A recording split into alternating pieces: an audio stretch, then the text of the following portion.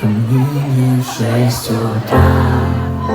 Фотография твоя, горят воспоминания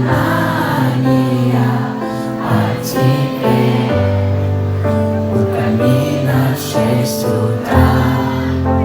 Разбитая душа, светлая вещания, пустота.